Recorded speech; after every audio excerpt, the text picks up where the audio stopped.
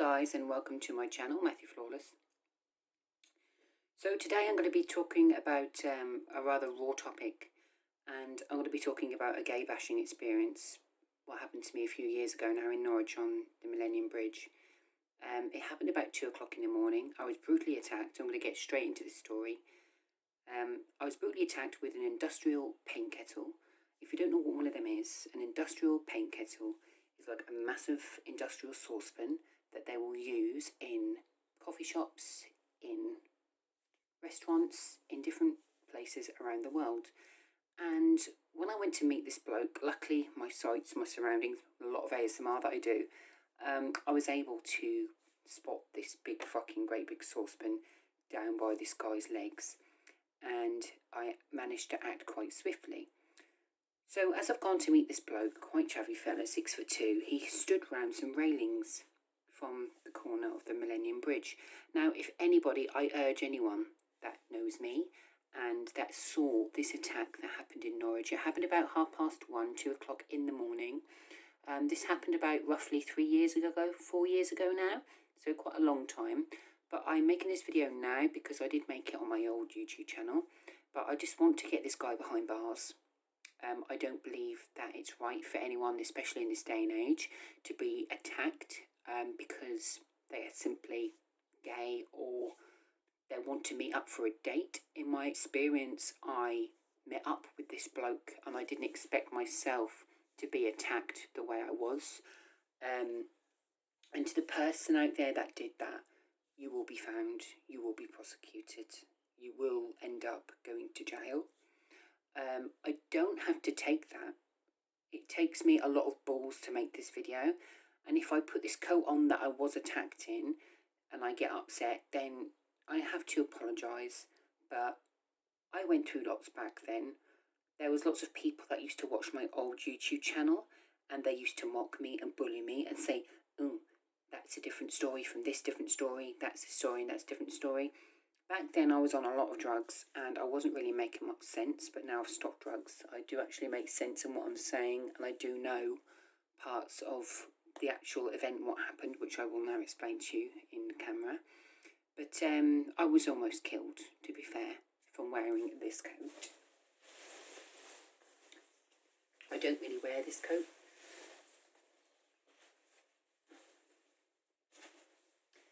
So this is the coat that I was wearing on the night that I was attacked.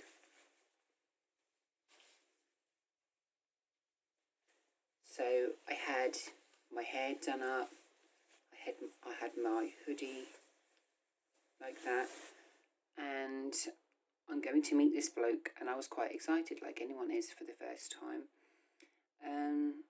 I met him on the bridge, the Millennium Bridge, at 1 o'clock in the morning.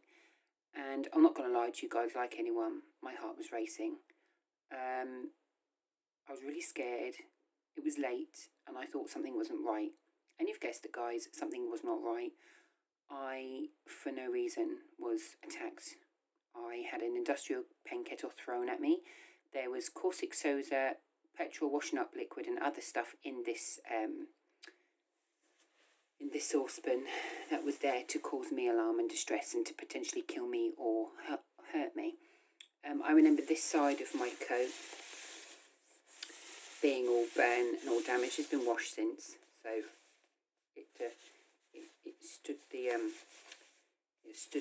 it put up a fight basically against this nasty particular chav that decided to want to hurt me.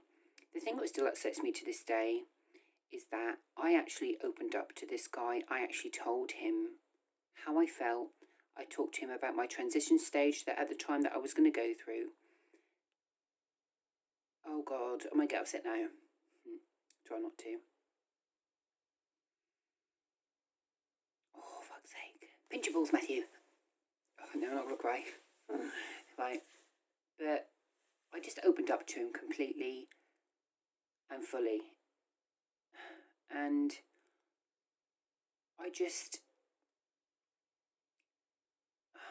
I find it very hard nowadays, especially when it comes to gay dating and approaching men, because that has kind of traumatized me for the rest of my life.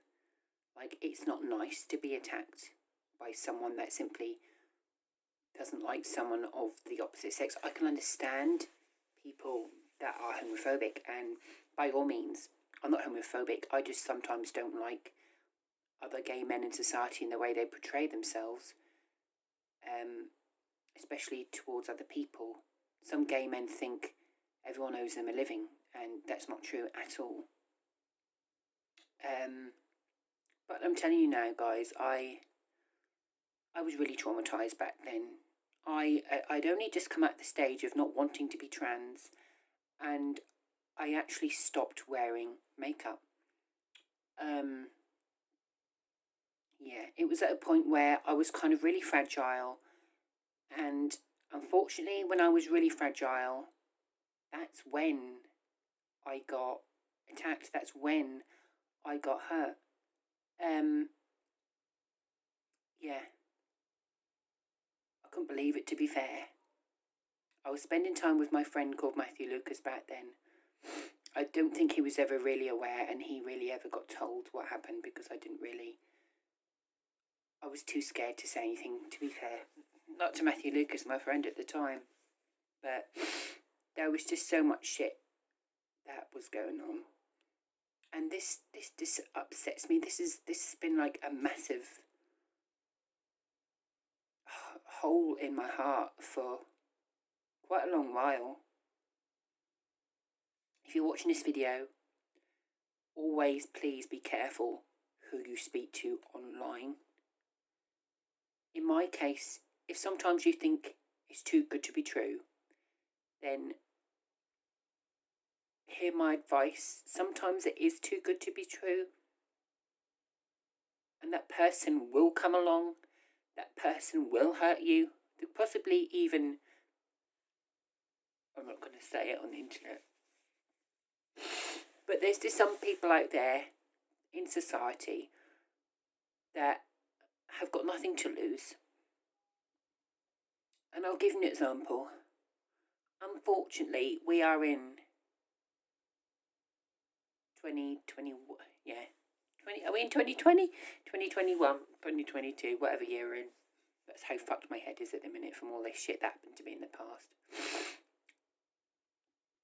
I mean, I'm on the come down for not taking drugs anymore, so everything's a bit, bejeweled in my head. But, yeah.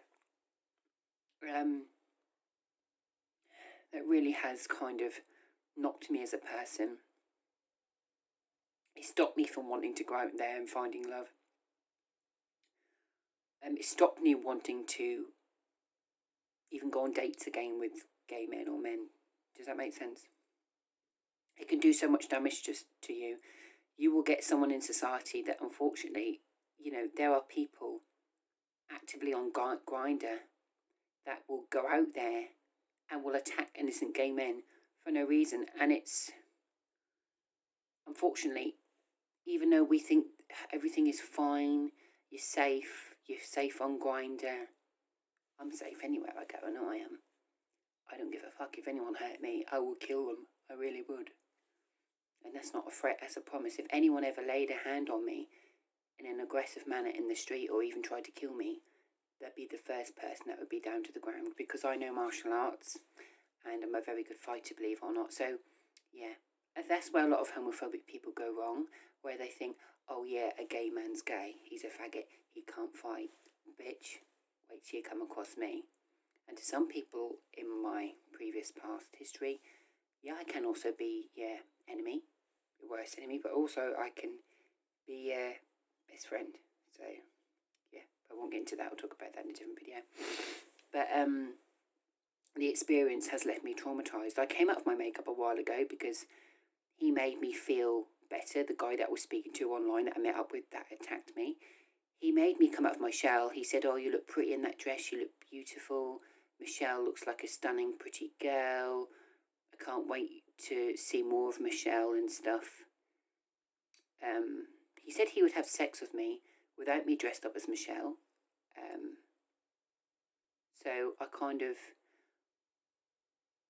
I've had this in the past where I was seeing a lad in Elsham when I was living there, And this actually really hurt me as well. I ended up having sex and giving oral sex to this other nice fit chavvy lad that I was seeing at the time. And then he didn't actually let me have sex with him unless I dressed up as Michelle. So obviously I dressed up as Michelle, and I wanted to give him a good time. Not only just him a good time, but myself. And I wanted to show him a side of me where when I have dressed up as Michelle, that makes me happy. That takes my depression away. That takes my anger away. That takes everything in my life that's happened to me as a gay man. That just goes, because when I've dressed up as Michelle, I can then just say to myself, you know what, Matthew? This is the new you. This is the new chapter. You don't have to be that sad, depressed, lonely Matthew anymore. You don't have to face the world being unhappy in your own skin. You don't have to face the world being scared all the time. You don't have to go through that pain. No one should have to go through that pain. But unfortunately, us gay men, we do go through that pain. My friend recently, he was on Facebook, and I've been speaking to him for a while on his old Facebook account. I don't have it anymore, but I used to speak to him. And I was trying my hardest to help my best friend come out of a transition stage. I wasn't deliberately trying to do it, but I was trying to make him feel better about himself as a gay man. He had a beautiful body, had everything going for him. But he was just sick of the way that gay men were treating him in particular, and the way they made him feel, him thinking that he basically couldn't go into like another relationship, especially a gay relationship, and end up being happy and what's the word? End up being happy, basically. Does that make sense?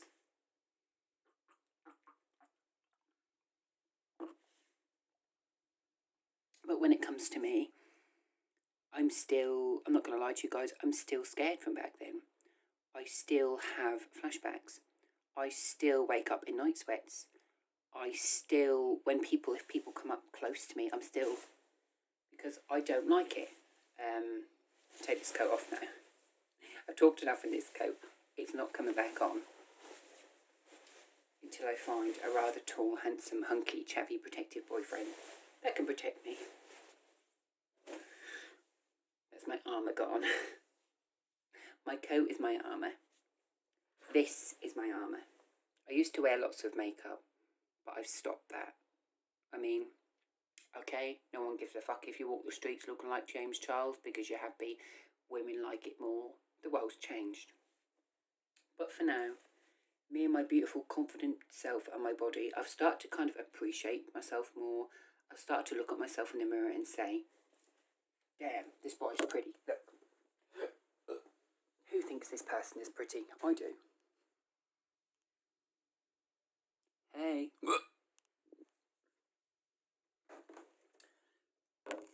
I still am feminine. I'm still a feminine gay man. But that's just something now I embrace. I don't think I should hide my face anymore. I don't really put makeup on because I think, why should I have to hide myself and put a face mask on every day to hide my depression and anxiety? So I don't. I try and stay stronger in that fact. I try and embrace myself and being gay, basically. That's something I've always kind of struggled with, is my sexuality from a young age.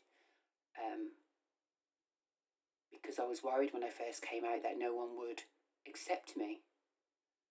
And then I found in the long term that people do actually love me and do accept me.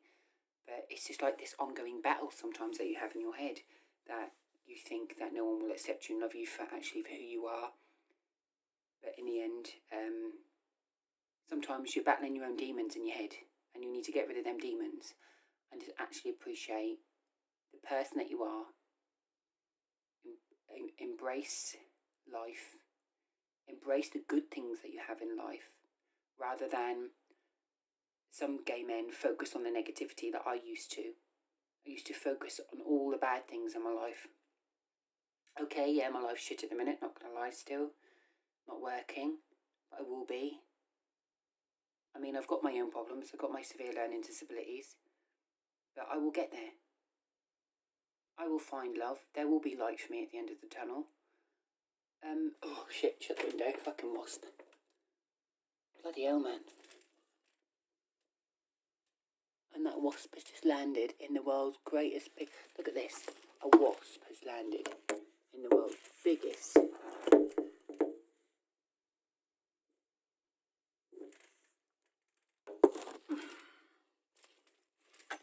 spider's nest. Cobweb, we can't get out now. And then he's wondering why he can't get... He's trying to look at this. Look, it's a wasp having a fight with a spider. That's the best thing I've seen all day. The wasp's probably called Corona. But yeah, I try and embrace myself more, guys. I try and stay positive. I don't really let anything get me down now. Yeah, so the makeup has stopped. I've started to feel more confident in myself and my body. I used to look at what they call it, body shaming. I used to look at my body and think I'm fucking ugly. But I mean, you've seen my dance videos. You've seen how sexy I am. Yeah, and there's me ages ago making videos on my old channel where I used to be quite body conscious.